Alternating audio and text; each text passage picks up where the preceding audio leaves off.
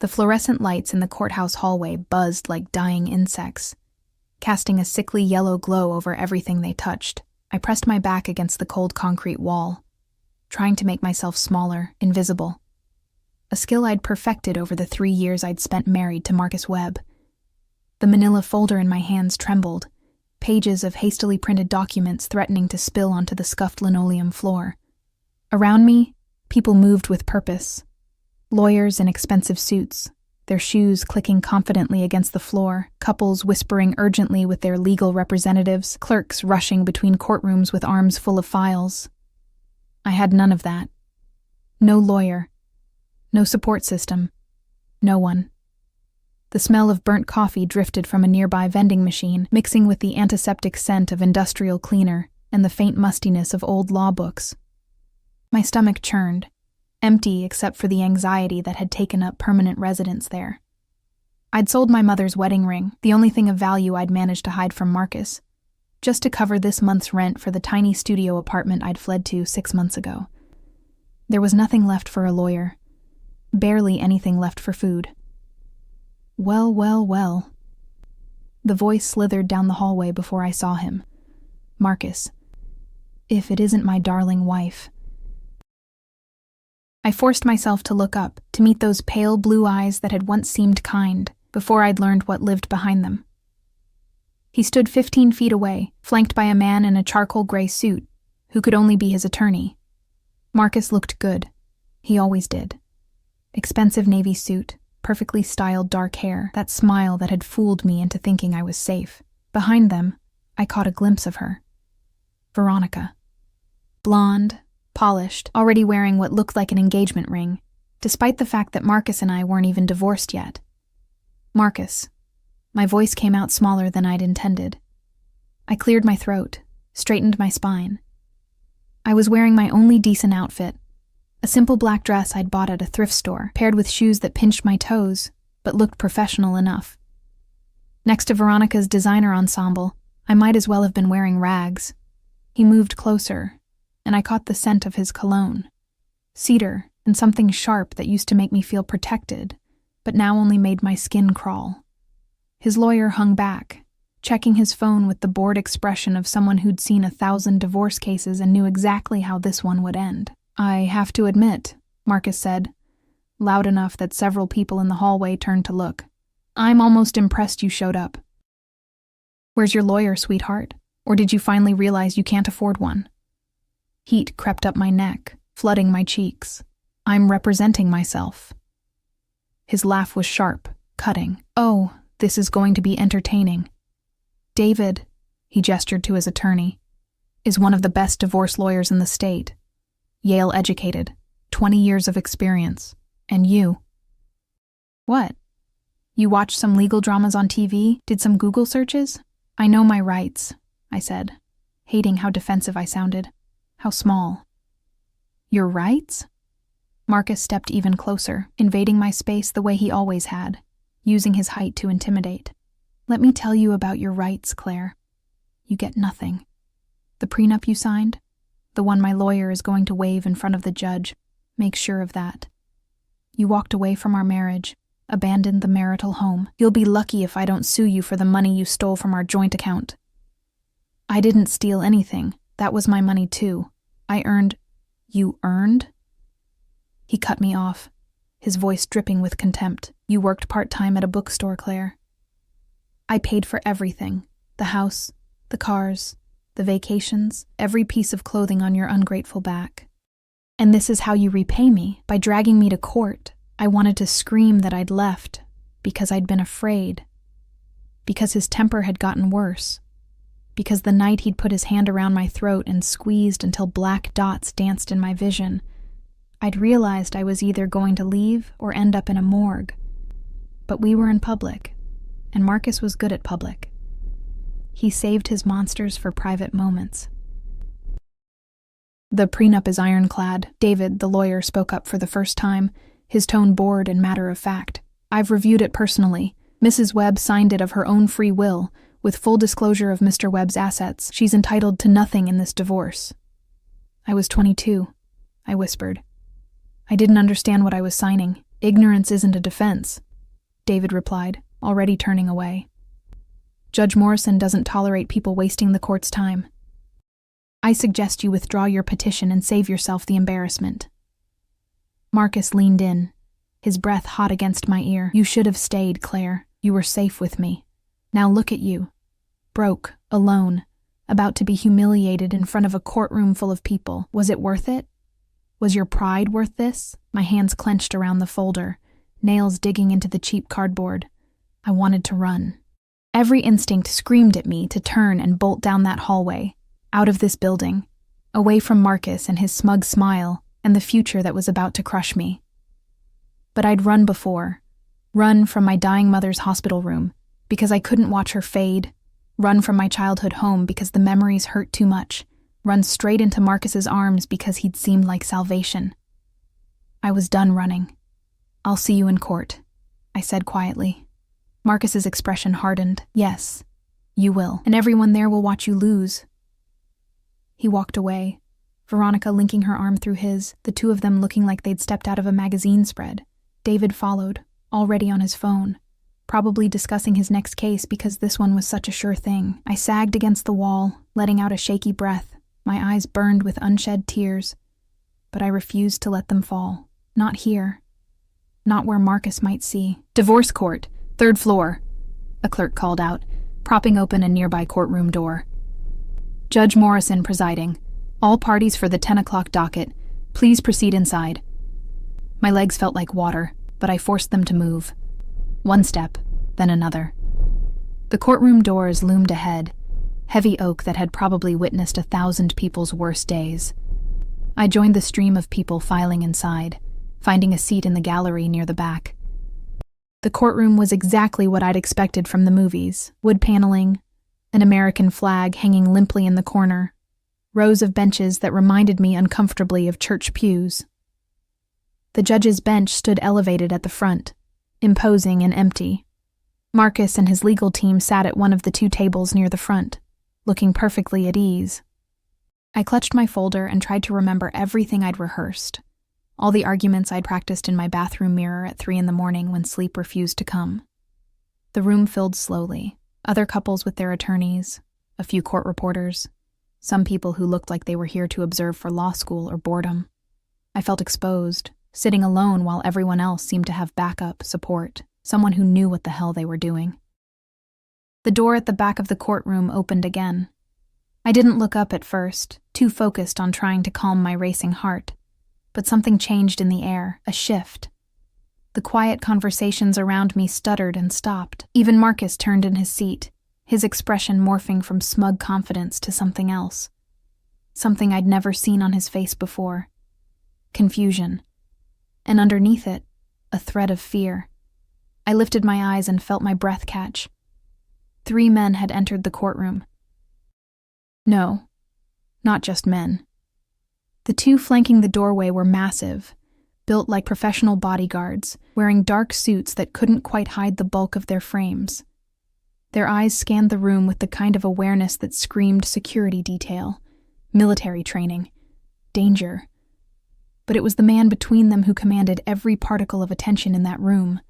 He moved like liquid shadow, each step deliberate and controlled. His suit was black, not the standard lawyer black, but something darker, richer, like it had been woven from midnight itself. It fit him perfectly, custom-tailored to a body that suggested both power and grace. Dark hair, touched with silver at the temples, swept back from a face that could have been carved from marble. Sharp cheekbones, a jaw that looked like it could cut glass. And eyes. Even from across the room, I could see them. Dark, bottomless, ancient. He was perhaps in his early 40s, but he carried himself with the weight of someone who'd lived 1,000 years. Power radiated from him like heat from a fire, not the borrowed power of money or position, but something fundamental, something earned in blood and shadow. The whispers started immediately. Is that... It can't be. What's he doing here? The man's gaze swept the courtroom with casual dominance, assessing, cataloging, dismissing. His expression revealed nothing, no emotion, no humanity, Just a cold calculation that made my skin prickle with awareness. One of his guards held a leather briefcase that probably cost more than my car had before Marcus had forced me to sign it over to him. And then, impossibly, those dark eyes found mine. The world contracted to that single point of connection. His gaze locked onto me with the precision of a predator spotting prey, and I couldn't breathe, couldn't move, couldn't do anything but stare back. Something flickered in those depths. Recognition? No, that was impossible. I'd never seen this man before in my life. I would have remembered. You didn't forget a man like this. Time stretched, suspended in amber. Then he moved, and it was toward me. His guards shifted with him, a choreographed dance they'd performed 1,000 times. People in the gallery actually leaned back as he passed, like his presence alone was enough to push them away. The air around him carried the scent of expensive cologne, something with notes of leather and smoke and spice, mixed with something else, something darker that I couldn't name. Marcus had half risen from his seat, his face pale. David, the lawyer, looked like he'd seen a ghost. The man stopped at my row. This close, he was even more overwhelming. Easily over 6 feet, broad-shouldered, with a presence that made the air feel thicker. His eyes, now that I could see them properly, weren't just dark. They were obsidian. Flecks of what might have been gold caught the fluorescent light, giving them an almost predatory gleam. Mrs. Webb. His voice was deep, measured, with the faintest trace of an accent I couldn't place. European, maybe. Eastern. It rolled through the room like distant thunder. My name in his mouth sounded like a secret. My voice cracked. I swallowed hard. Yes? One corner of his mouth lifted in what might have been a smile on someone else. On him, it looked like a promise of violence. I believe you're in need of legal representation. The courtroom had gone completely silent. Even the clerk who'd been shuffling papers had frozen, staring. How did you... The words tangled on my tongue. Nothing made sense.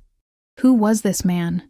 How did he know my name? Why was everyone looking at him like he'd brought the apocalypse into Judge Morrison's courtroom? He reached into his jacket, a movement that made both his guards tense infinitesimally, and produced a business card. Heavy cardstock. The kind that cost a fortune for no reason except to prove you could afford it. He held it out to me between 2 fingers. I took it with trembling hands. The card was simple, elegant, embossed with letters that caught the light. Konstantin Volkov, private legal consultation, and underneath, in smaller text, some debts must be paid. Some promises must be kept. I don't understand, I whispered.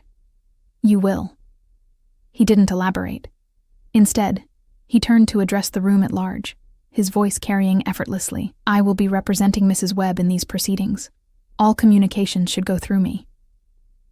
Marcus found his voice. What the hell is this? Who are you? Konstantin Volkov didn't even look at him. It was the most devastating dismissal I'd ever witnessed. To be so thoroughly beneath someone's notice that they wouldn't dignify you with a glance. Your attorney knows who I am, Konstantin said calmly. Don't you, David? David had gone from pale to gray. He looked like he might actually be sick. Mr. Volkov, This is highly irregular. Is it? Konstantin's tone suggested he couldn't care less about irregularity. Mrs. Webb requires representation. I'm providing it. I assume you have no legal objection? David's mouth opened and closed. Whatever he'd been about to say died unuttered. Good. Konstantin gestured to one of his guards, who immediately produced a slim folder from the briefcase. I'll need a few moments to confer with my client. I trust the court can accommodate a brief delay? It wasn't really a question. The clerk nodded mutely and disappeared through a side door, presumably to inform Judge Morrison of the development. Konstantin turned back to me, and suddenly his guards had positioned themselves to create a small bubble of privacy, blocking us from the rest of the courtroom's view. He sat down in the seat next to mine with fluid grace, close enough that I could feel the heat radiating from his body. Mr. Volkov, you can't afford not to accept my representation. He cut me off, but his tone wasn't unkind, just absolute. Your husband has made a very serious mistake, Mrs. Webb. I don't understand what's happening. My voice came out small, frightened.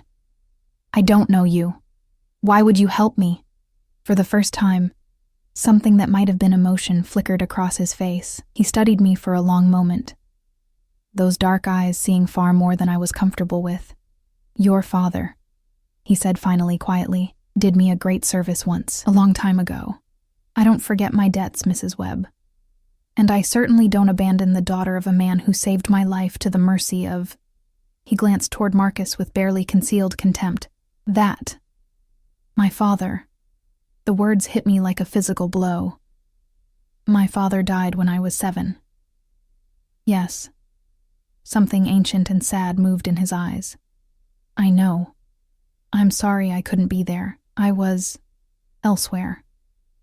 But I made him a promise before he died. And I keep my promises. What promise? Constantine reached out, and before I could flinch away, his hand covered mine where it gripped the armrest. His touch was warm, solid, absolutely certain. That if his daughter ever needed protection, I would provide it. Always, no matter what. The courtroom door opened. All rise.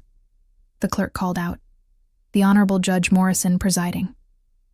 Constantine stood, releasing my hand, and I felt the loss of his warmth like a physical thing. He offered me his hand to help me up, and I took it, letting him pull me to my feet. As Judge Morrison entered and took her seat, Constantine leaned down to whisper in my ear, his breath stirring my hair. Trust me, Claire. By the time we're done here, your husband will wish he'd never heard your name. And despite everything, despite my confusion and fear and the sheer impossibility of this entire situation, I believed him. Judge Morrison was a woman in her late 50s, with steel gray hair pulled into a severe bun and glasses that perched on her nose like a bird of prey. She surveyed her courtroom with the expression of someone who'd seen every trick, every lie, every desperate gambit that desperate people could conjure. Her gaze lingered on Constantine for a fraction longer than anyone else, and I saw something I didn't expect, recognition, followed immediately by wariness. Everyone knew who this man was. Everyone except me. Counsel, please approach and state your appearances for the record, Judge Morrison said, her voice crisp and professional, but I caught the slight tension in her shoulders. David stood immediately, buttoning his suit jacket with practiced ease. David Fitzgerald for the petitioner. Marcus Webb, Your Honor. Constantine rose with that same liquid grace, and somehow the simple act of standing commanded more attention than David's entire presentation. Constantine Volkov for the respondent. Claire Webb, Your Honor. Judge Morrison's eyebrows lifted almost imperceptibly. Mr. Volkov, I wasn't aware you practiced family law. I practice whatever law my clients require, Your Honor. His tone was respectful but firm, leaving no room for challenge. I've submitted my appearance paperwork with the clerk. Everything is in order. She studied him for another moment, then nodded. Very well. Mr. Fitzgerald, I believe you filed the petition. Please proceed. David launched into his opening statement with the confidence of a man who'd already won. He painted Marcus as the perfect husband, successful, generous, devoted, who'd been blindsided when his ungrateful wife abandoned their marriage. He emphasized the prenuptial agreement, waving the document like a battle flag, detailing how I'd signed it willingly, with full disclosure, and how it clearly stated I was entitled to nothing from Marcus's considerable assets. I sat at the respondent's table. Constantine had guided me there with a hand at the small of my back, a touch that somehow felt both protective and possessive, and tried not to let David's words carve me into smaller and smaller pieces. He made me sound like a gold digger, a woman who'd married for money and then tried to take even more when she'd failed to appreciate what she had. Through it all, Constantine sat perfectly still beside me, his hands folded on the table, his expression revealing nothing, but I could feel the coiled tension in him, like a great cat waiting to spring. One of his guards had positioned himself near the courtroom door, the other near the gallery, watching. Always watching. Marcus sat at the petitioner's table looking smug, occasionally whispering to Veronica, who'd taken a seat directly behind him in the gallery. She looked at me with barely concealed contempt, her perfectly manicured hand resting possessively on Marcus's shoulder whenever she got the chance. In conclusion, Your Honor, David said, This is a straightforward case. The prenuptial agreement is valid and enforceable. Mrs. Webb is attempting to contest it based on nothing more than buyer's remorse. We ask that the court enforce the agreement as written and grant Mr. Webb his petition for divorce with no financial obligation to the respondent. He sat down with the satisfied air of someone who'd just delivered a closing argument in a slam-dunk case. Judge Morrison turned to our table. Mr. Volkov? Constantine stood, and the temperature in the room seemed to drop 5 degrees. He didn't rush to the podium. He moved with deliberate slowness, giving everyone time to feel the weight of his presence. When he finally turned to face the judge, his hands were relaxed at his sides, his posture perfect. "Your Honor," he began, his voice carrying effortlessly through the courtroom, "my colleague has presented a very tidy narrative. Unfortunately for him, it bears little resemblance to the truth." David shifted in his seat, his confidence flickering. "The prenuptial agreement, Mr.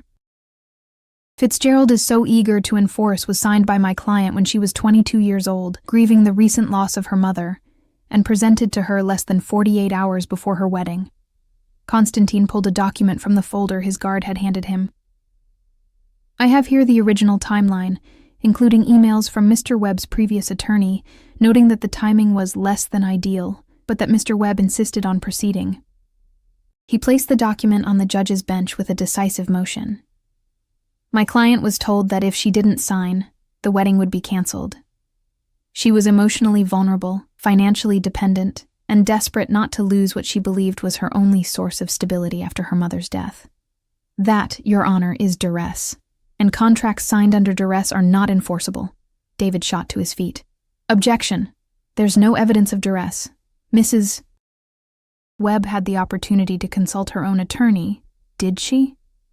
Constantine's voice cut through the objection like a blade through silk. He turned to face David directly, and I saw the other lawyer actually take a step back.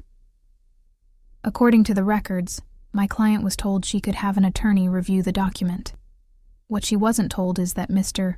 Webb's attorney had already contacted the only family law attorney in her small hometown and convinced him not to take her case due to a conflict of interest that, curiously, no one can now seem to identify."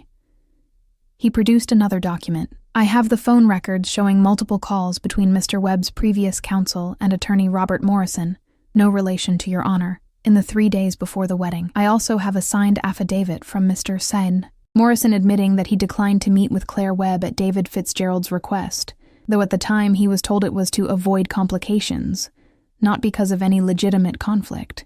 The judge's expression had shifted from neutral to interested. She took the document Constantine offered, scanning it quickly. Marcus had gone pale. He leaned over to whisper urgently to David, who looked like he wanted to melt into his chair. "Furthermore," Constantine continued, turning back to Judge Morrison, "the prenuptial agreement itself contains several provisions that are unconscionable under state law. It strips my client of any right to marital property, despite the fact that she contributed to the household and supported Mr. Webb's career advancement during their marriage.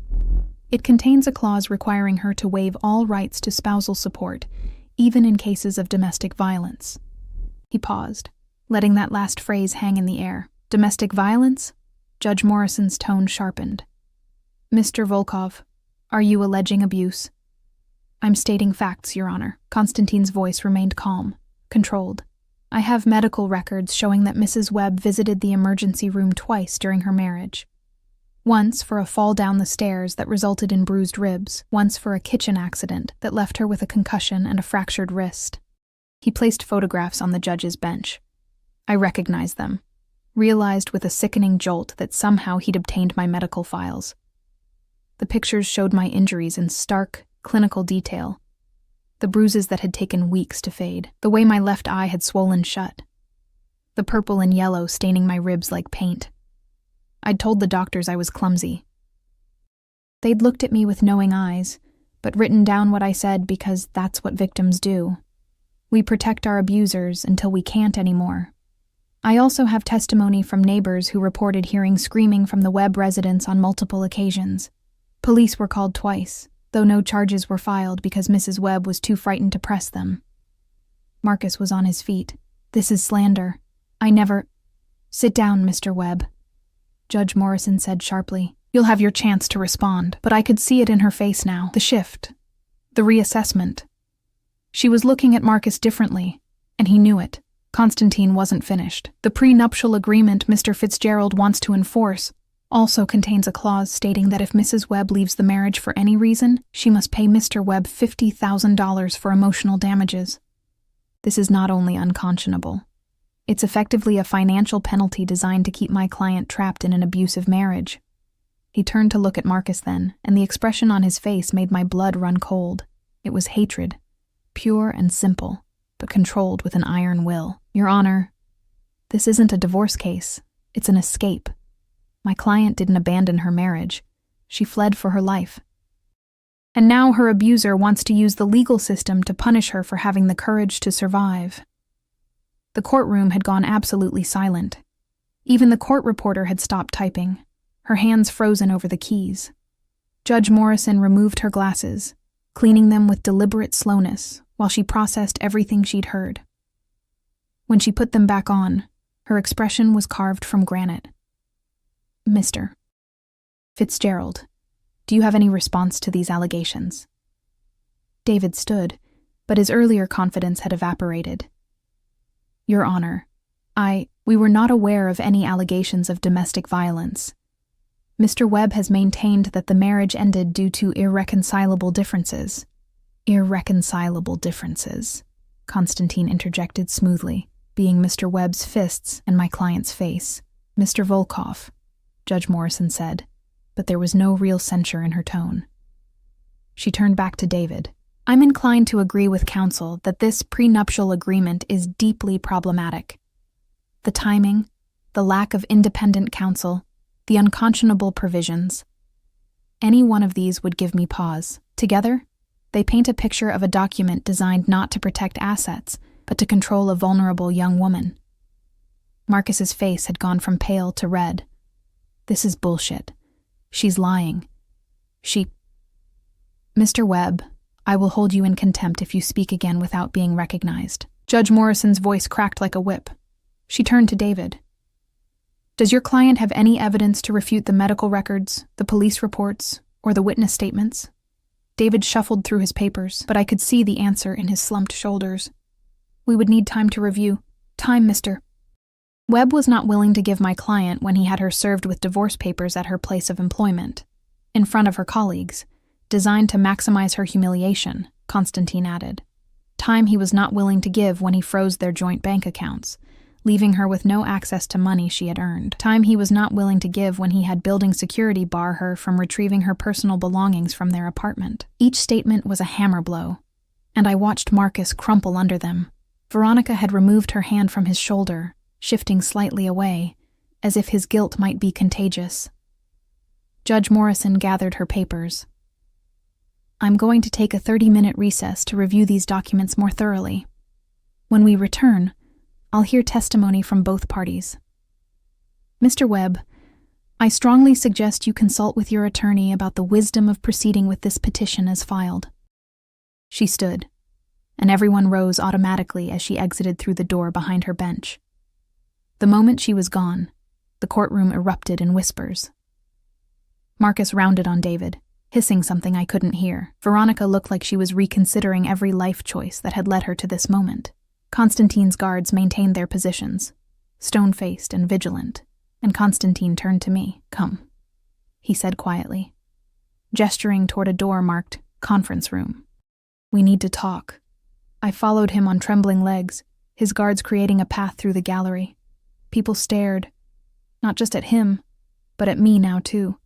The woman who'd walked in alone and terrified, and was now under the protection of whoever this man really was. The conference room was small, sterile, with a table and 4 chairs. Constantine held the door for me, then closed it behind us, leaving his guards outside. Suddenly we were alone, and the space felt even smaller with him in it. How did you get those records? My voice came out shaky. The medical files, the police reports, those are private. I have resources. He didn't elaborate. He pulled out a chair for me, waiting until I sat before taking the seat across from me. Claire, I need you to understand something. This is just the beginning. The beginning of what? The truth. He leaned forward, his dark eyes intense. "Your husband is not just an abusive man with money. He's connected to people who make him look like a saint. People I've had dealings with in the past." A chill ran down my spine. What kind of dealings? The kind that ensure I know exactly who Marcus Webb really is. His jaw tightened. 3 years ago, he was involved in a money laundering scheme with an organization I have a complicated history with. He used his position at his firm to move dirty money. When the deal went south, he blamed one of their associates, a young man named Alexei Petrov. The name meant nothing to me, but the way Konstantin said it, with barely suppressed rage, told me everything I needed to know. Alexei was 24. He had a wife, a baby daughter. Because of your husband's lies, because of his cowardice, Alexei was killed. His family was left with nothing. Konstantin's hands had formed fists on the table. I've been watching Marcus Webb ever since, waiting for the right moment to make him pay for what he did. And I'm that moment? The words came out bitter, sharp. You're not here to help me. You're here to get revenge on Marcus. I'm here to do both. His voice was firm, absolute. You needed help. I needed justice. This way, everyone gets what they deserve. I wanted to be angry. I wanted to feel used, manipulated. But as I looked at this powerful, dangerous man who'd walked into that courtroom like he owned it, who'd dismantled Marcus's perfect case in minutes, who'd spoken about my injuries with a barely controlled fury that suggested he'd like nothing more than to make Marcus feel every bit of pain he'd inflicted on me, I couldn't muster outrage. What happens now? I asked quietly. Now, Marcus realizes he's made a catastrophic mistake. Now, he understands that you're not alone anymore. That you have protection he can't fight, resources he can't match, and someone who knows every dirty secret he's tried to bury. Konstantin reached across the table, his hand covering mine again. Now, Claire, you win. And Marcus Webb learns what it means to be powerless. His touch was warm, solid, grounding. I turned my hand over, palm to palm with his, and felt something shift between us. Something dangerous and complicated, and absolutely terrifying. "Why did my father save your life?" I whispered. A ghost of a smile touched his lips. "That's a story for another time. But I will tell you this. He was a good man, a brave man, and he loved you more than anything in this world. The last thing he asked me was to watch over you if anything ever happened to him. But you didn't. I didn't mean it as an accusation, just a statement of fact. I couldn't find you." Pain flickered across his features. "You disappeared after your mother died. Changed your name when you married. By the time I located you, you were already married to that monster. I was going to approach you, to offer help. But then..." He paused. "I saw you smile at him. You looked happy. I thought maybe I was wrong, maybe he was different with you, so I watched. And I waited. And I hated myself every day for not acting sooner." There was something in his voice, guilt, genuine and raw, that made my chest tighten. "You're here now," I said. Yes, his grip on my hand tightened almost imperceptibly, and I won't make the mistake of staying away again. A knock on the door interrupted us. One of Konstantin's guards, the slightly shorter one with a scar above his left eyebrow, opened the door a crack. "They're reconvening in 5 minutes. Konstantin nodded, then turned back to me. "Are you ready?" I thought about Marcus, about the years of fear, the way he'd made me feel small and worthless and trapped. I thought about walking into that courtroom alone, convinced I was going to lose everything, and I thought about this man, this dark, dangerous, impossible man, who'd appeared like something out of a dream, and torn apart Marcus's carefully constructed lies. "Yes," I said. "I'm ready." We stood, and as we moved toward the door, Konstantin's hand found the small of my back again, that possessive, protective touch that made me feel simultaneously safe and claimed. Like I'd traded one form of captivity for another, but this time, the cage felt like it might have been built to keep the monsters out instead of keeping me in. The courtroom felt different when we returned. The air crackled with tension, thick enough to choke on. Marcus sat hunched at his table, David whispering urgently in his ear, while Veronica had moved back several rows in the gallery, putting distance between herself and the sinking ship. I caught her eye as I passed, and she looked away quickly, her perfectly painted face tight with something that looked like fear. Judge Morrison entered with the same stern expression, but I noticed she looked at Marcus differently now, like he was something distasteful she'd found on the bottom of her shoe. "We'll proceed with testimony," she announced, settling into her chair. "Mr. Webb, I'd like to hear your version of events. Please take the stand." Marcus stood, adjusting his tie with hands that weren't quite steady. He crossed to the witness box, was sworn in, and sat down with manufactured confidence.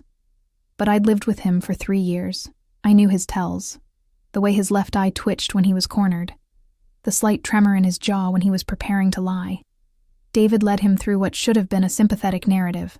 Marcus painted himself as the devoted husband, shocked when I'd suddenly left without explanation. He claimed he'd never raised a hand to me, that my injuries had been accidents, clumsy falls, mishaps in our admittedly chaotic household.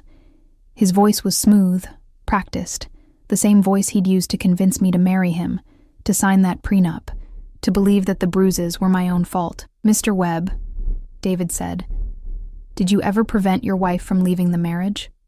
"Never. I loved Claire. I wanted her to be happy. When she left, I was devastated." He looked directly at me, his eyes pleading. "I still love her. This divorce isn't what I want, it's what she insisted on. I'm only trying to protect my assets. Assets I built long before we met. It was a good performance. It might have even worked if Constantine hadn't systematically demolished his credibility before we'd even started." Judge Morrison looked unimpressed. "Mr. Volkov, your witness." Constantine rose, and I watched Marcus's facade crack. Just slightly. Just enough. "Mr. Webb," Constantine began, his voice deceptively mild, "you testified that you never prevented your wife from leaving. Is that correct?" "Yes." "And yet you had the locks changed on your apartment the day after she left, didn't you?" Marcus shifted.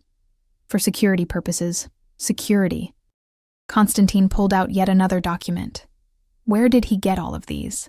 "According to the building's security logs, you also had Claire Webb's name removed from the approved resident list, had her key fob deactivated, and left instructions with the doorman that she was not to be allowed entry under any circumstances. Does that sound like the actions of a man who wanted his wife to come home?" I was hurt. Angry. I wasn't thinking clearly. "No, you were thinking very clearly. You were ensuring she couldn't retrieve any of her belongings without a police escort." Constantine moved closer to the witness box, each step deliberate. "You froze the joint bank accounts, leaving her with exactly $147 to her name. You canceled her credit cards. You even called her employer and suggested they terminate her, didn't you?" "That's not— I have the phone records, Mr. Webb." "A 12-minute call from your cell phone to the manager of Brighton Books on the day after your wife left. What were you discussing if not her employment?" Marcus's face had gone red. I was concerned about her mental state. I thought she might be having a breakdown. How considerate. Constantine's tone could have frozen fire. "Let's talk about her mental state.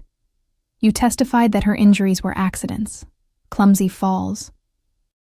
Let me read from the medical report from her emergency room visit on March 15th. He produced a paper, holding it up.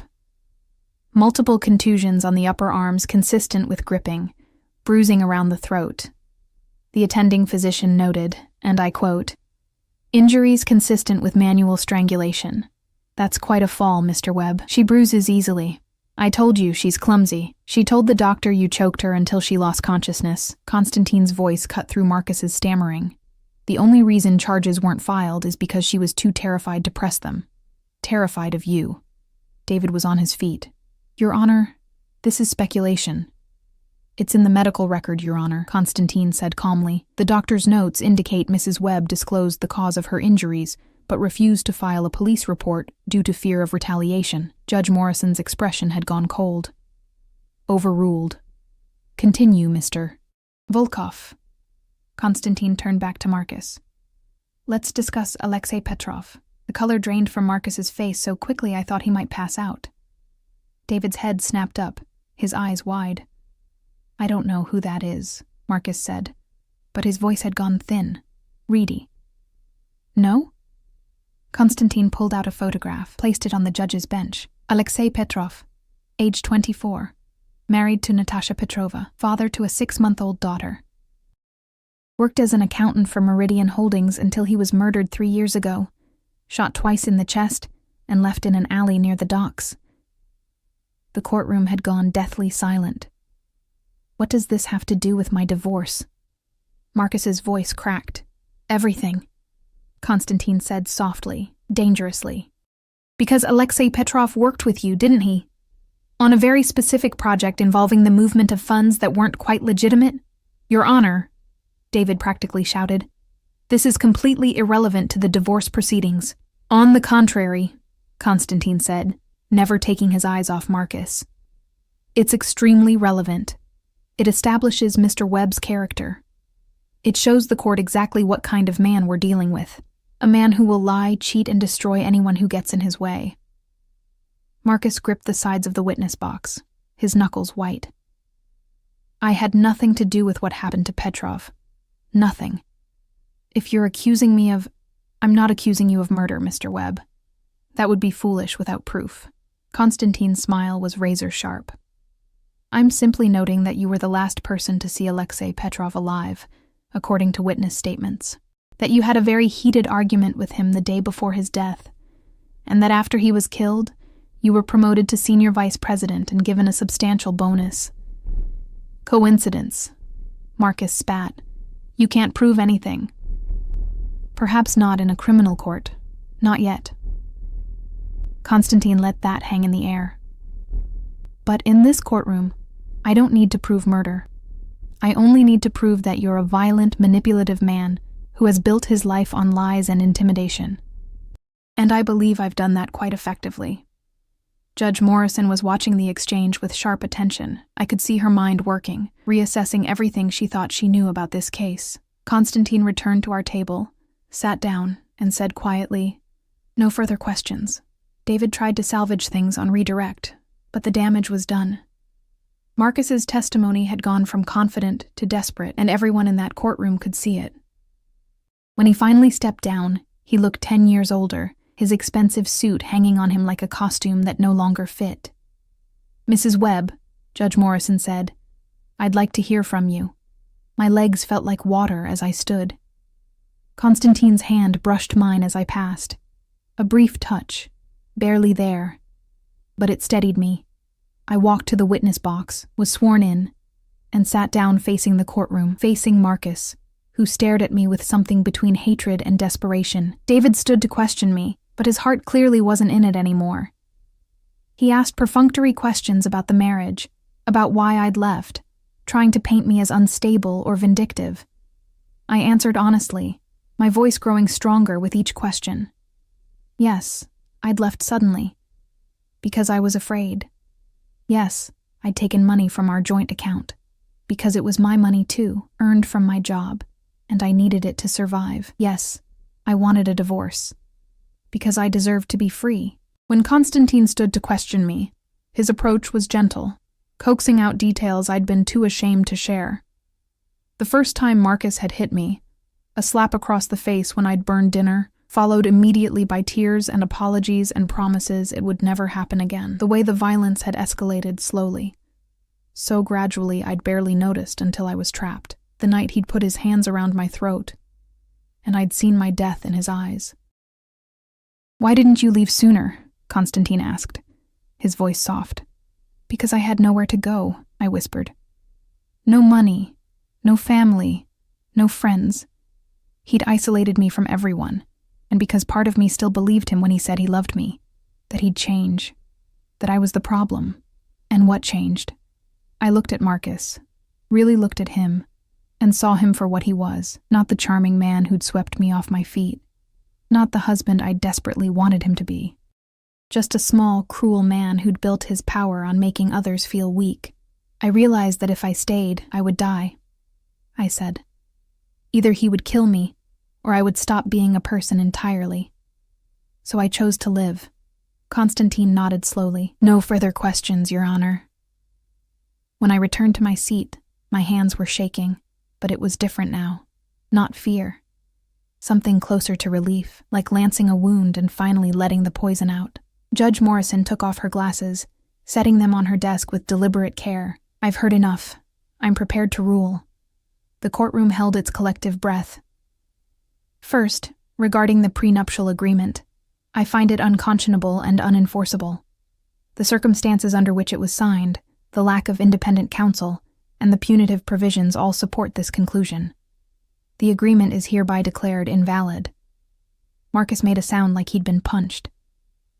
Second, regarding the division of assets, I'm awarding Mrs. Webb 50% of all marital property, including the apartment, vehicles, and Mr. Webb's retirement accounts.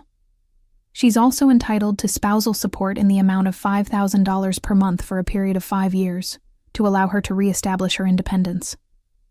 David started to object, but Judge Morrison held up a hand. Third, I'm granting a restraining order against Mr. Webb. He is not to contact Mrs. Webb directly or indirectly, not to come within 500 feet of her residence or place of employment, and not to make any disparaging statements about her to third parties. Violation of this order will result in immediate arrest. She looked directly at Marcus, and her expression was carved from ice. Mr. Webb, I want to be very clear. You came into my courtroom expecting to intimidate and financially destroy a vulnerable woman. Instead, you've exposed yourself as exactly the kind of person who makes me grateful I chose this profession. If I ever see you in my courtroom again, it had better be because you're facing criminal charges. Do you understand? Marcus nodded mutely, his face ashen. Court is adjourned. She brought down her gavel with a decisive crack. The courtroom erupted in whispers. I sat frozen, unable to process what had just happened. I'd won. Not just won. I'd destroyed him. Everything he'd tried to take from me, everything he'd used to control me, it was gone. He had nothing left. Constantine's hand found mine under the table, squeezing gently. Congratulations, Claire. I turned to look at him, this dark, dangerous man who'd appeared out of nowhere and changed everything. Thank you doesn't seem adequate. Thank you isn't necessary. His thumb traced circles on my palm, a gesture that felt far more intimate than it should. I told you. I keep my promises. Marcus stormed past our table, David hurrying after him, trying to calm him down. Veronica had already disappeared, probably calculating how quickly she could distance herself from this disaster. People were staring at us, at me, with a mixture of sympathy and curiosity, and in some cases, fear. Because I wasn't just Claire Webb anymore, the woman who'd walked in alone and terrified. I was Claire Webb, the woman under Konstantin Volkov's protection, and apparently, that meant something. Something significant enough to make an entire courtroom hold its breath. What happens now? I asked quietly. Konstantin stood, pulling me up with him. His guards materialized at our sides, forming that protective barrier again. Now, we make sure Marcus understands that his loss today is just the beginning, that if he ever comes near you again, what happened in this courtroom will seem like mercy. There was something in his voice, a dark promise that made my skin prickle with awareness. This wasn't over. Not really. This was just the first battle in a war I hadn't known I was fighting. But as Konstantin guided me toward the courtroom doors, his hand warm and possessive at the small of my back, I realized something that should have terrified me. I didn't want it to be over. Not yet. The late afternoon sun slanted through the courthouse windows as we exited, painting everything in shades of amber and gold. Konstantin's guards moved ahead, scanning the street with practiced efficiency, before one of them gestured that it was clear. A black SUV waited at the curb, windows tinted so dark I couldn't see inside, the kind of vehicle that screamed money and power and don't even think about it. I can take a cab, I said, suddenly aware of how deep I was getting into whatever this was. You've already done so much, Claire. Konstantin's voice was gentle but firm. He'd stopped on the courthouse steps, turning to face me. The fading sunlight caught the silver at his temples, made his dark eyes look almost warm. Almost. Do you really think I'm going to let you walk away alone? After what just happened in there? Marcus wouldn't. Marcus is desperate, humiliated, and cornered. That makes him more dangerous than ever. His hand came up to my face, and I froze as his thumb brushed my cheekbone with unexpected tenderness. I made your father a promise. I intend to keep it. The guard with the scar opened the SUV's door, waiting. I looked at the vehicle, then at Constantine, then back at the courthouse where Marcus was probably still inside, plotting his next move. Okay, I whispered. Constantine's hand moved to the small of my back. I was beginning to recognize this gesture as signature to him, possessive and protective in equal measure, and guided me to the SUV. The interior was cream leather, immaculate, smelling of expensive cologne and something else. Danger, maybe. Power. He slid in beside me, and the door closed with a solid thunk that sounded like a bank vault ceiling. The guards took the front seats, and we pulled away from the curb with smooth precision. Where do you live? Constantine asked. I gave him the address of my studio apartment, feeling embarrassed. It was in a rough neighborhood, the kind of place where sirens were a nightly lullaby, and the lock on my door was more hope than security. Something flickered across his face.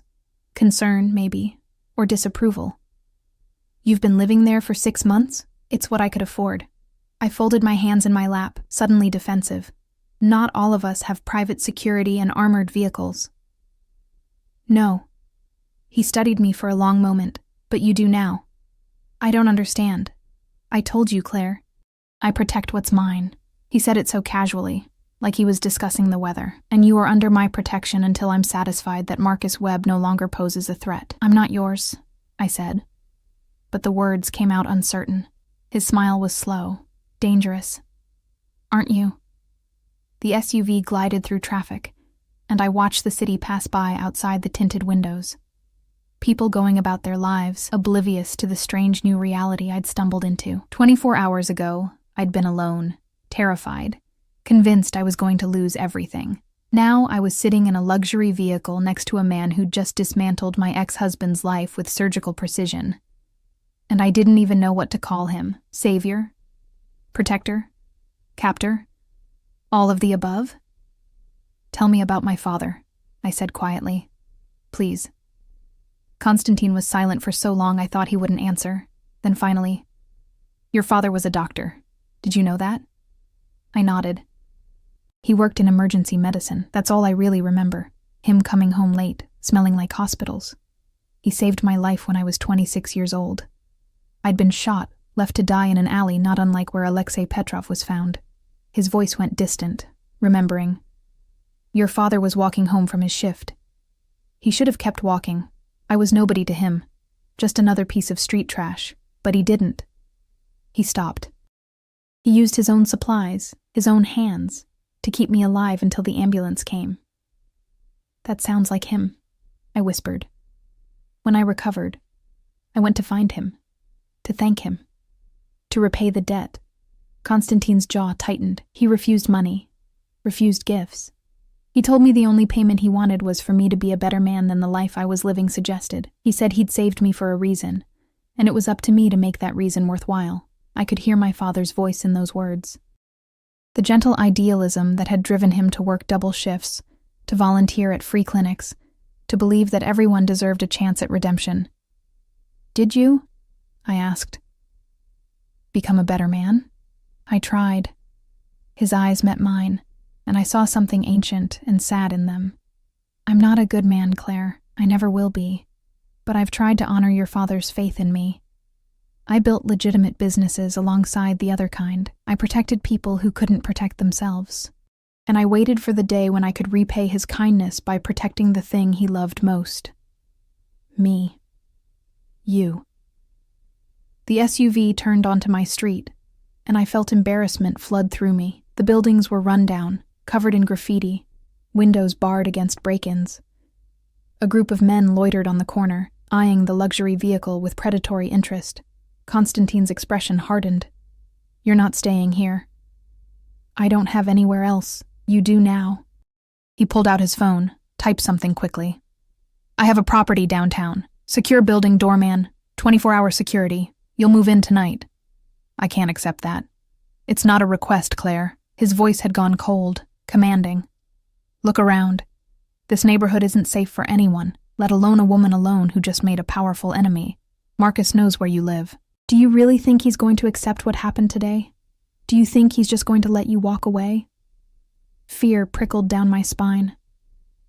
He was right, and I knew it. Marcus was vindictive when he was losing, when he'd been completely destroyed in public, had everything he valued stripped away. He would be dangerous. "I'll pay you back," I said. "The spousal support. I don't want your money." Constantine's hand found mine again. That touch that was becoming familiar. "I want you safe. That's all." The SUV stopped in front of my building. The guard with the scar got out, scanning the area before opening my door. "Pack everything you need," Constantine said. "My men will help you. We're not staying longer than necessary."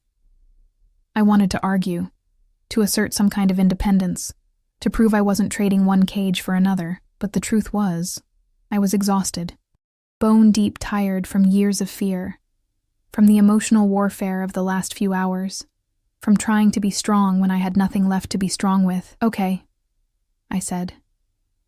His expression softened fractionally. "Good." My apartment was on the 3rd floor, accessed by a stairwell that smelled like urine and decay. I heard Constantine's sharp intake of breath as we climbed, saw his guards' hands drift toward their jackets where I suspected weapons were hidden. The lock on my door was flimsy, would barely keep out a determined child, let alone Marcus if he decided to visit. Inside, my studio was tiny but clean. I'd made it as homey as possible with secondhand furniture and plants on the windowsill. Books lined makeshift shelves, my one luxury, my escape. The bed was a futon that doubled as a couch. The kitchen was a hot plate and a mini fridge. Constantine looked around, and I saw something like fury flash across his face. "You've been living like this for 6 months." It wasn't a question. "It's not so bad," I said defensively. "It's unacceptable." He turned to one of his guards. "Pack everything, all of it. I want this place cleared in 30 minutes. "That's not necessary. Claire." He crossed to me in 2 strides, taking my shoulders in his hands.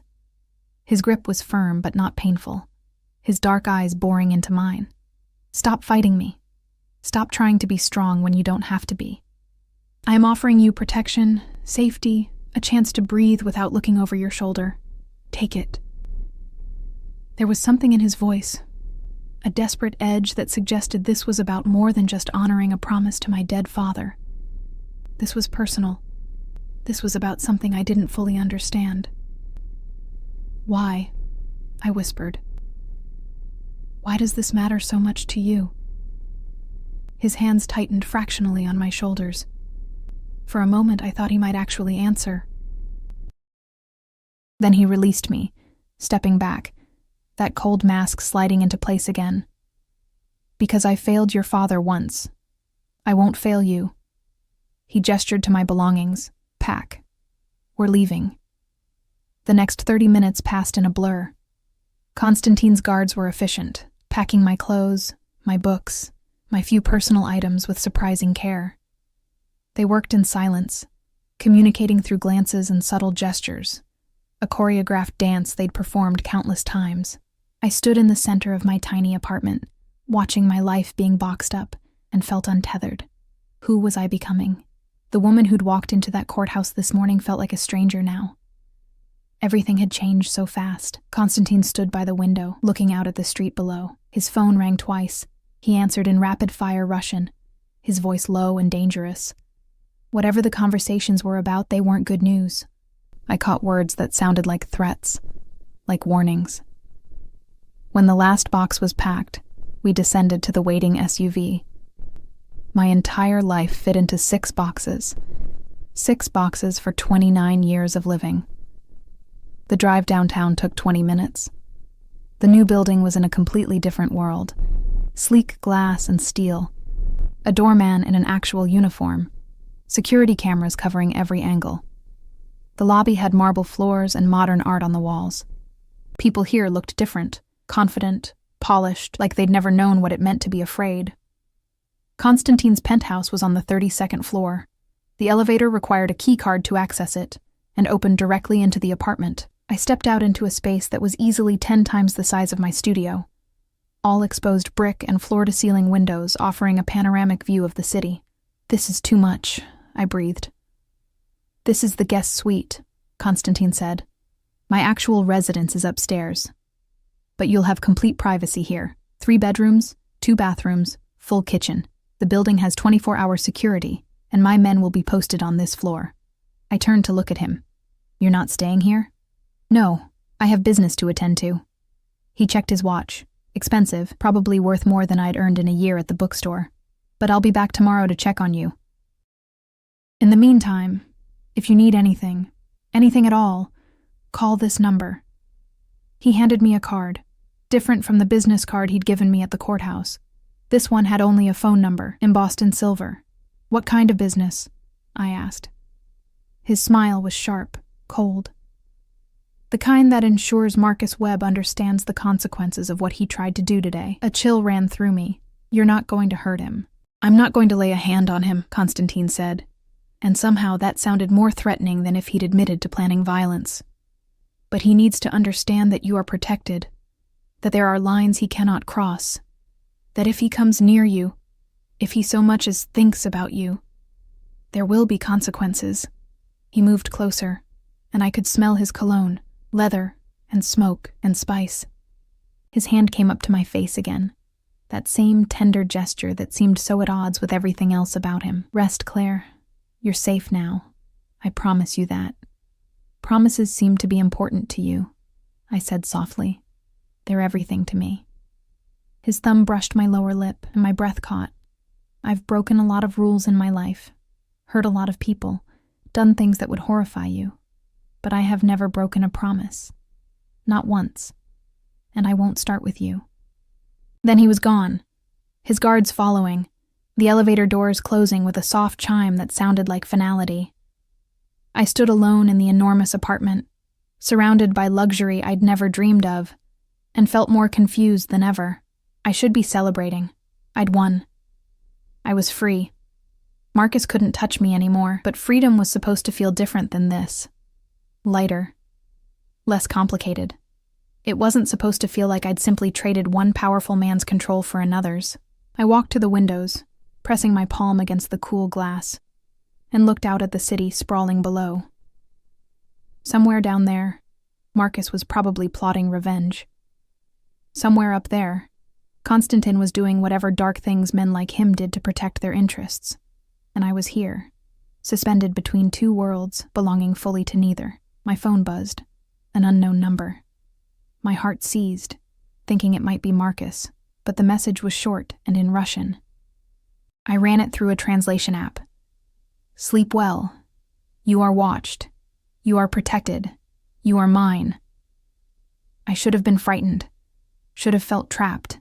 Instead, for the first time in 6 months, I felt the tight knot of fear in my chest begin to loosen. Whatever Konstantin Volkov was, savior or captor, protector or possessor, he'd meant what he said. I was safe. And somehow, that was enough. For now.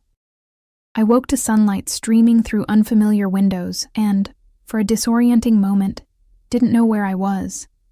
Then it all came rushing back. The courthouse, Constantine, this penthouse that felt more like a dream than reality. I'd fallen asleep on the enormous couch, still wearing yesterday's clothes, too exhausted to even find the bedroom. My phone showed it was nearly noon. I had 7 missed calls from numbers I didn't recognize, and 1 text message from the number Constantine had given me. "Lunch will be delivered at 1 p.m. Eat. K." Even his texts were commands. I showered in a bathroom that was larger than my old studio's kitchen, using products that probably cost more than my monthly grocery budget.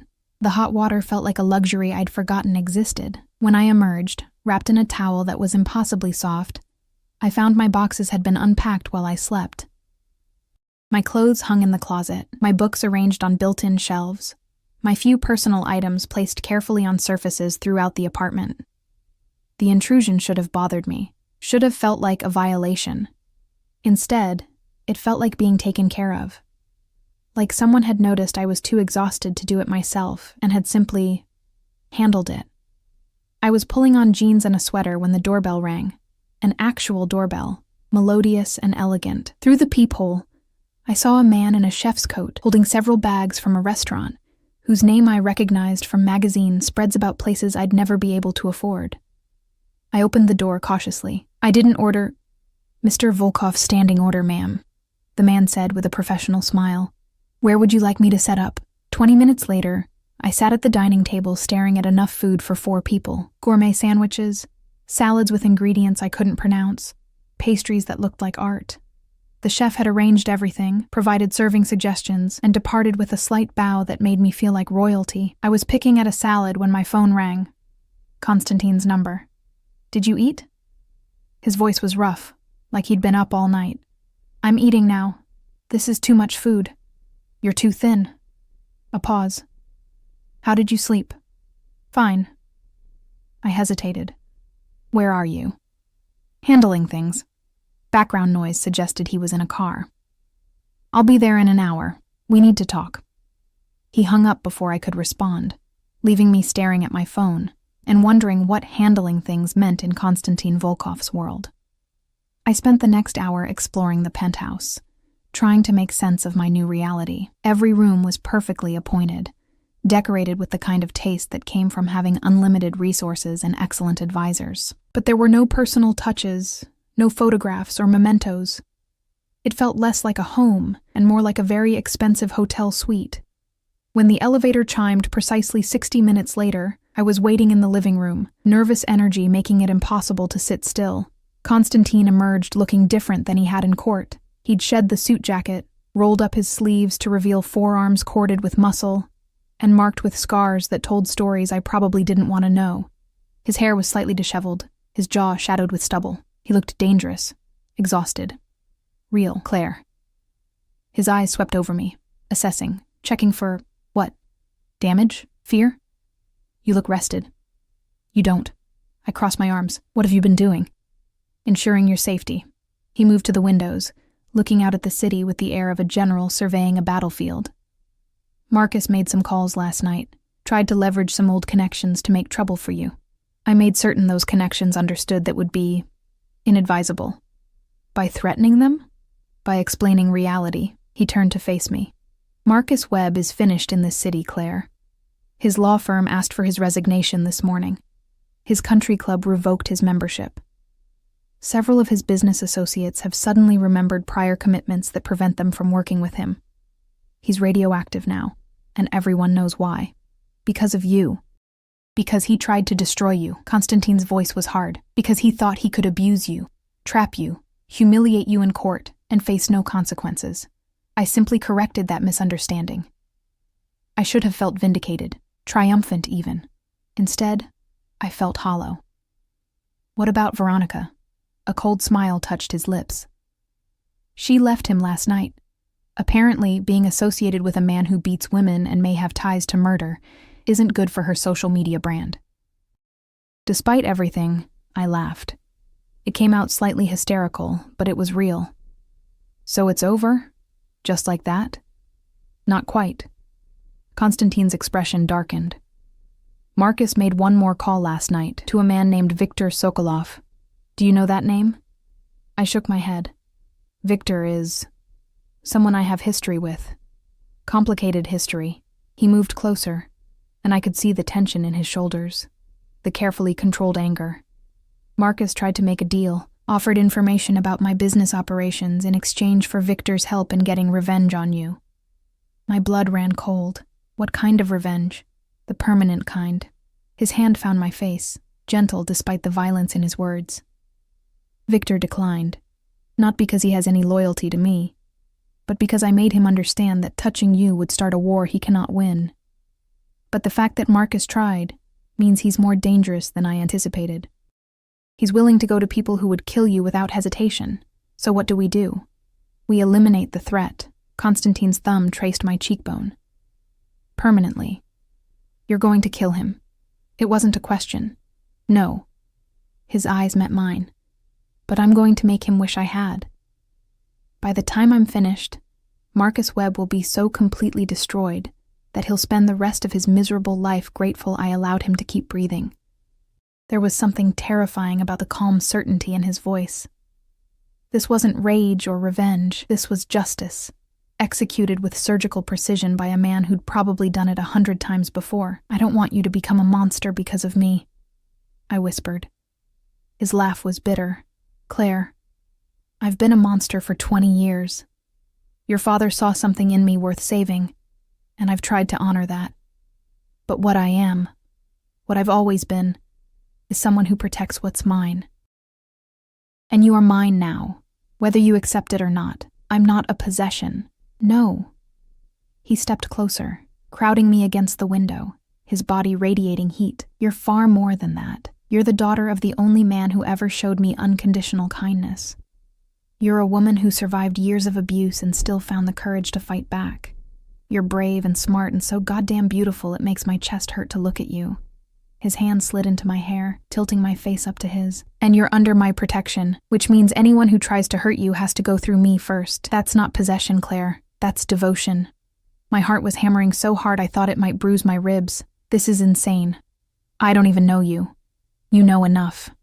His forehead rested against mine, his breath warm against my lips. "You know I kept my promise to your father. You know I destroyed the man who hurt you. You know I'll do whatever it takes to keep you safe. What else do you need to know? Everything."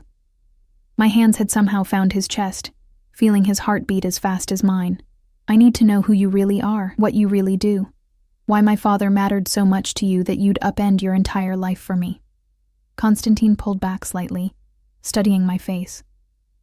Then he made a decision. I could see it in his eyes, the way something shifted and settled. "Okay," he said quietly. "I'll tell you everything. But first, there's someone you need to meet." He pulled out his phone, typed something, then pocketed it again. "She's been wanting to meet you for a long time." "She?" The elevator chimed. Constantine moved to stand beside me. His hand finding the small of my back in that gesture I was learning meant he was preparing for something significant. The doors opened, and a woman stepped out. She was perhaps 30, with dark hair pulled into a simple ponytail and the kind of quiet beauty that came from strength rather than artifice. She carried a baby, maybe 6 months old, with dark curls and enormous brown eyes. "Claire Webb," Constantine said formally. "This is Natasha Petrova and her daughter, Alexei." Understanding crashed over me like a wave.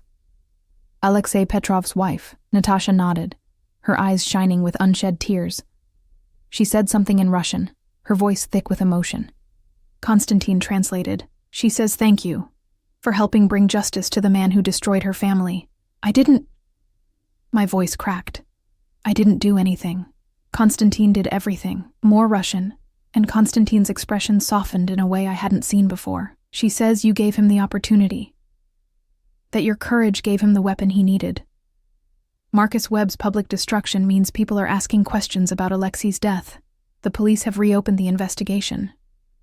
There may finally be justice." Natasha crossed to me, shifting the baby to one arm so she could take my hand. She spoke again, and this time I didn't need translation. The gratitude in her eyes, the way she squeezed my fingers, the tears that finally spilled over.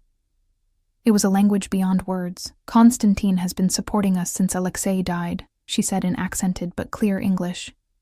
"He pays for apartment, for baby, for everything. He says is debt, but is more, is family." She looked at Constantine with such obvious affection that I felt a pang of something that might have been jealousy.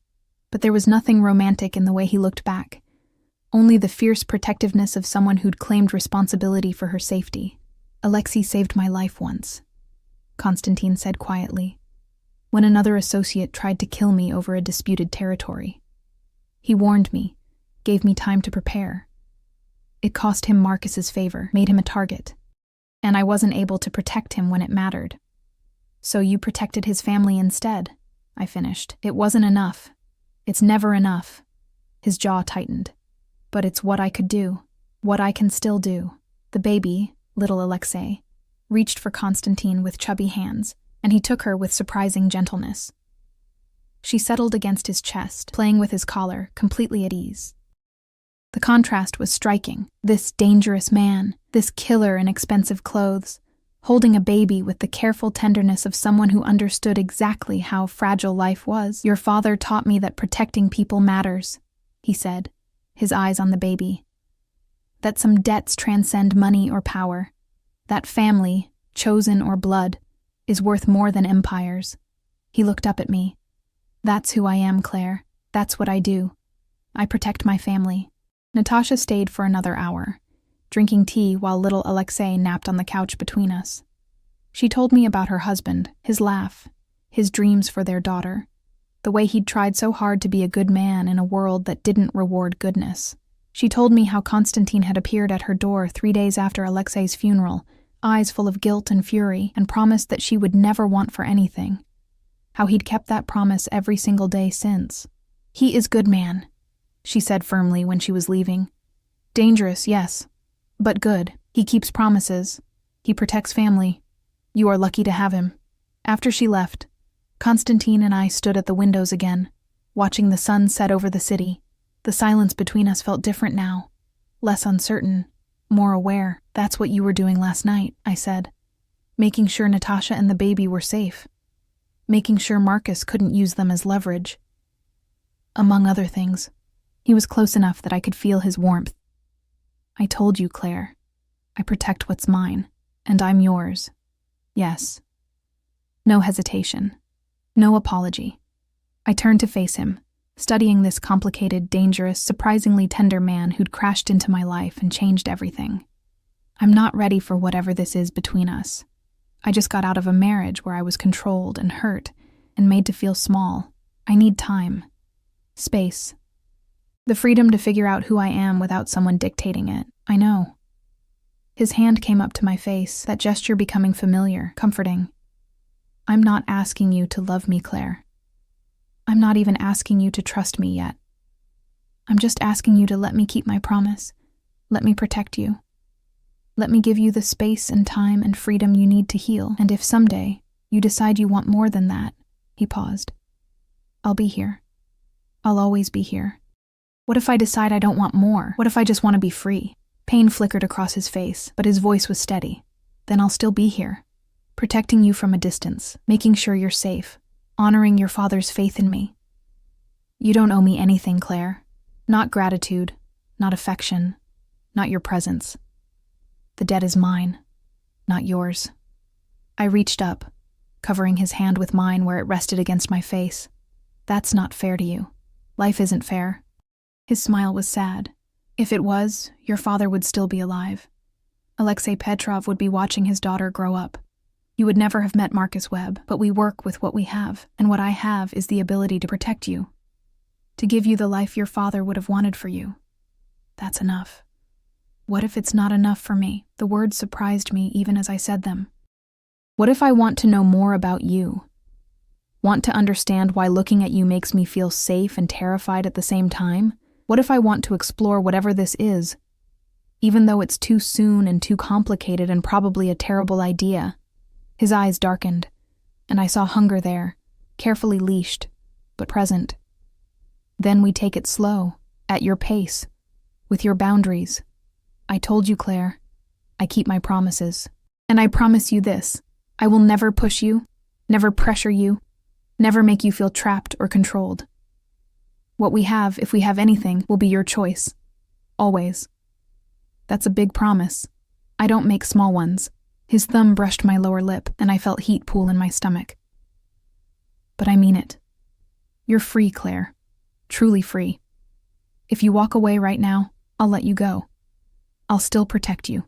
Still make sure Marcus can't touch you. Still honor my debt to your father. But I won't chase you. I won't manipulate you. The choice is always yours. I believed him. Against all logic, against all my recent experience with powerful men making promises they didn't keep, I believed him. I'm not walking away, I said quietly. Not yet. But I need time. I need to figure out who I am outside of being Marcus's victim or your protected asset. I need to be just Claire for a while. Then be Claire. He released me, stepping back to give me space even though I could see the effort it cost him. Stay here as long as you need. Use the apartment, the security, the resources. I'll be here if you need me, but I won't crowd you. We can have dinner sometimes if you want. Talk, get to know each other like normal people. We're not normal people. His laugh was genuine, warm. No, we're really not. But we can try. Over the following weeks, we fell into a rhythm. Constantine would visit the penthouse most evenings. Always announced, never presumptuous. We'd have dinner, sometimes delivered by that same chef, sometimes takeout from neighborhood restaurants I'd never tried. We talked about everything and nothing. He told me about his childhood in Russia, the violence that had shaped him, the choices that had led him down a dark path. I told him about my mother, my father, the hole their deaths had left in my life. He never touched me beyond that gesture at my back, that hand on my face, never pushed for more, but the awareness between us grew with each conversation, each shared meal, each moment of comfortable silence. Marcus tried once to contact me. A desperate email that Constantine's security team intercepted. The message was rambling, accusatory, threatening legal action for defamation and conspiracy. Constantine handled it with a single phone call, and I never heard from Marcus again. I learned later that he'd moved to another state, taken a job with a firm that didn't know his history, and was apparently dating someone new, who, according to Natasha's updates, was too smart to put up with his bullshit. 3 months after the courthouse, I got a job at a small publishing house as an editorial assistant. It was entry-level, barely paid enough to cover my groceries, but it was mine. Something I'd earned, not something given to me by a powerful man. Constantine was pleased when I told him, his smile genuine and proud. "You don't need to work," he said over dinner that night. "The spousal support. I need to work." I interrupted. "I need to build something that's mine. You understand that, don't you?" "I do." He raised his wine glass in a toast. "To Claire Webb, editorial assistant. May your authors be talented and your deadlines forgiving." I laughed, clinking my glass against his, and felt something shift between us. We were finding our balance, learning how to be in each other's orbit without collision. It was Natasha who finally pushed me to acknowledge what was growing between us. She'd started visiting regularly, bringing little Alexei to play while we drank tea and talked. She'd become a friend, my first real friend in years. "You love him," she said bluntly one afternoon, watching me stare at my phone where a text from Constantine sat unopened. "Dinner tonight? I found a new Thai place you'd like." "It's complicated. Love always is." She bounced the baby on her knee, "but is simple too. He loves you. You love him. Everything else is just fear.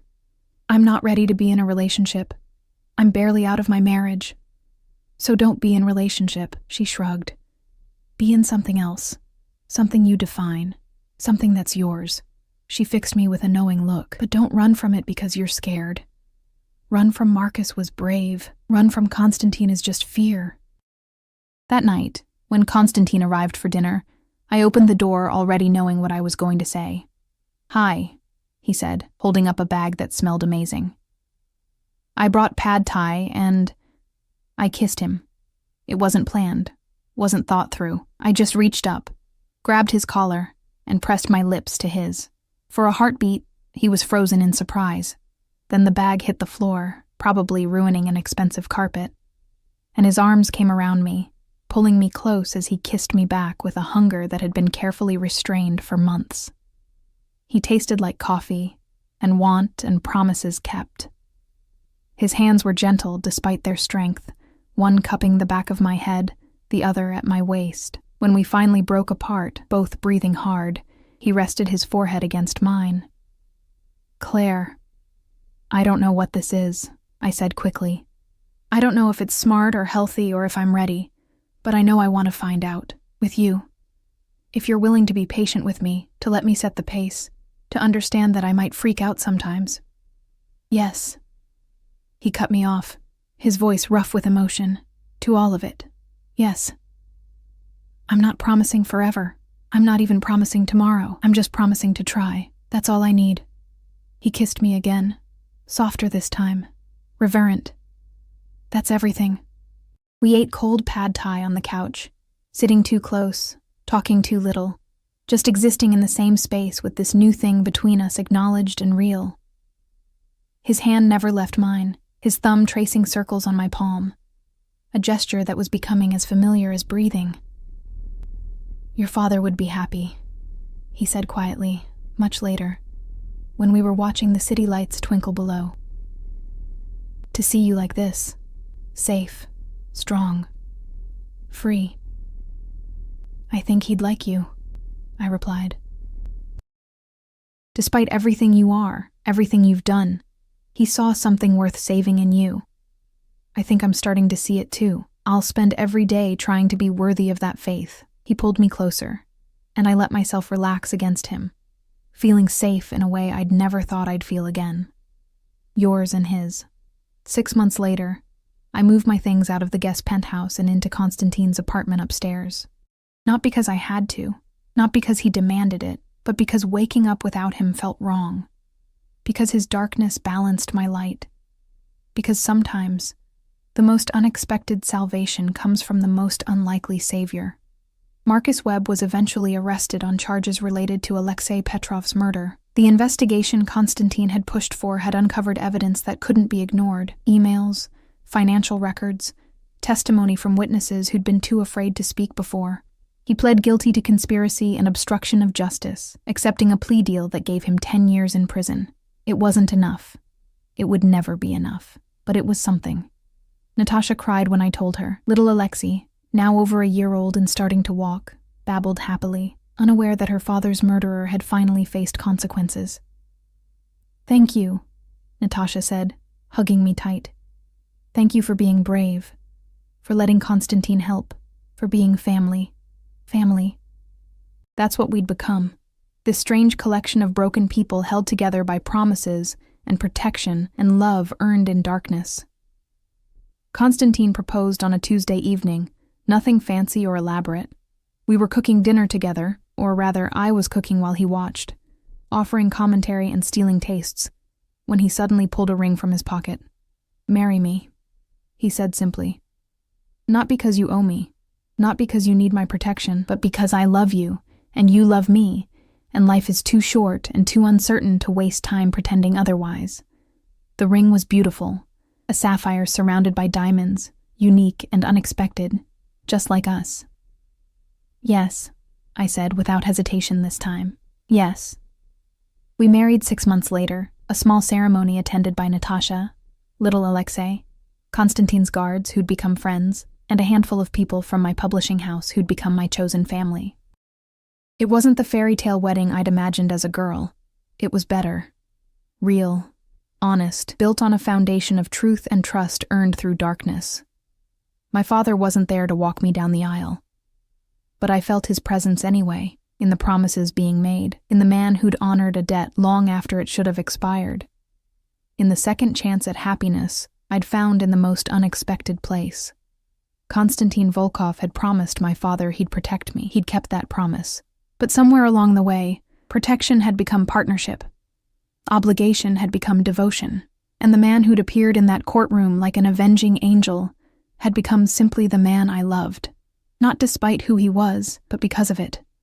Because sometimes, salvation wears a dark suit and comes with armed guards. Sometimes, freedom looks like protection.